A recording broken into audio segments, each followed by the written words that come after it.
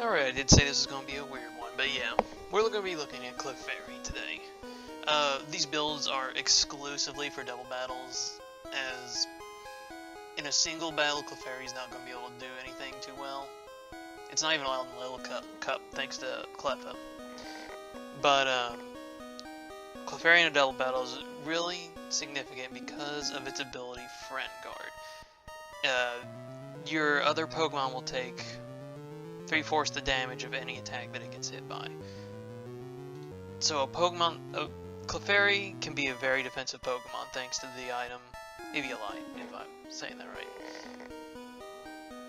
It gets massive defenses and really both stats. You're going to need a lot more investment if you want it to be really high in defense though. Like I have this build here with Heal Bell, Protect, Wish, and Toxic. And I give it a Bold Nature and a max defense. And it still only reaches 214. But with Eviolite, that increases it to a much higher level. And the 165 with Eviolite is pretty good too. Although I know some people would like to have both defenses being high. So I did this little weird spread here where it's got a Bold Nature. Then you put 192 in HP, 192 in defense, and 124 in special defense. And it comes out with a nice 198 and 197. That's the closest I could really get it to. And Clefairy, it learns all kinds of supporting moves too to really benefit from it being your Pokemon partner's defensive choice. It gets both the screens, so Light Screen Reflect. That's even more damage there reduced. And it gets Heal Bell too. And it also gets, if I do believe, Aromatherapy, but Heal Bell's much easier to get because of the ORAS move tutors at the end of the game. So definitely get it something like Light Screen Reflect, Heal Bell, Moonlight. And if you want it to actually do some damage, and it's not going to do much damage on its own, go with Toxic.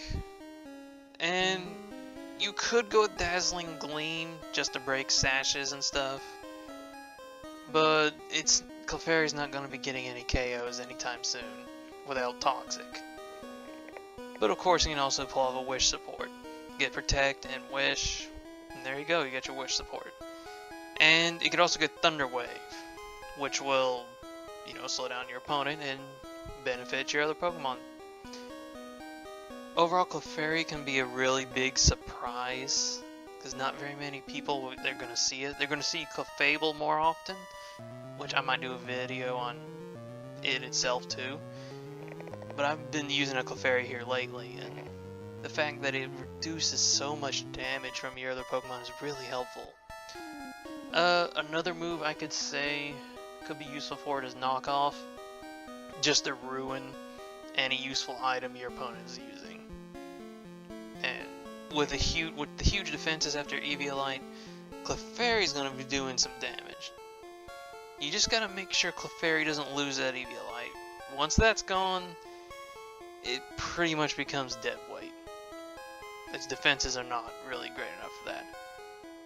And there are a bunch of other Friend Guard users, but Clefairy is the most defensive one from what I've seen. Gets a lot more supportive moves, and, well, the stats are a little better.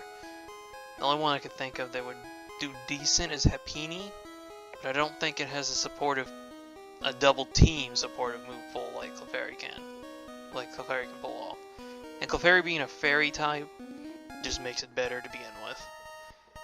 If you're wanting offensive, there's Vivillon, but it's a bug flying type, so you gotta be really careful with that. It does get Tailwind though, so that's an advantage it has.